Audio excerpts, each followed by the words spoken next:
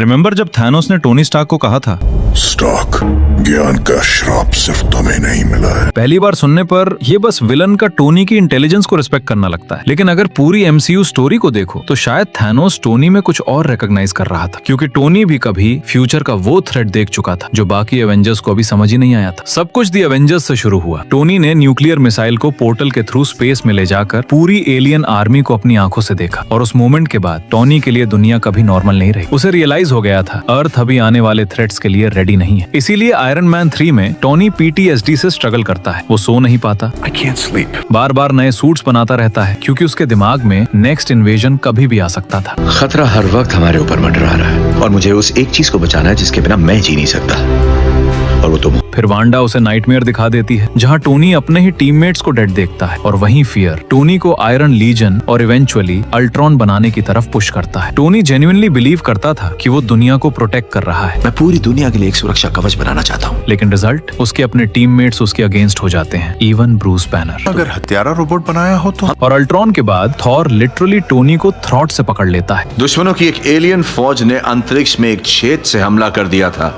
हम उस छेद के 300 फीट नीचे खड़े हैं। लेकिन एंड गेम तक टोनी इमोशनली ब्रेक हो चुका होता है। वो स्टीव को ब्लेम करता है। याद आया, टोनी मैंने कहा था कि हमें पूरी दुनिया पर एक सॉलिड मजबूत कवच बनाना चाहिए। याद आया तुम्हें? क्योंकि उसे लगता है कि स्टीव ने उसे और एवेंजर्स को उस वक्त अकेला छोड़ दिया जब टोनी ऑलरेडी फ्यूचर के थ्रेट से ऑब्सेस था। वो मिल जाए तो ये लगा लेना और निकल लेना। अब यहाँ से थैनोस और टोनी का कनेक्शन समझो। टाइटन पर थैनोस ने भी अपनी दुनिया को डिस्ट्रॉय होते हुए देखा था। उसने अपने लोगों को एक सोल्यूशन दिया, लेकिन किसी ने उसकी बात नहीं मानी। उन्होंने उसे मैडमैन समझा।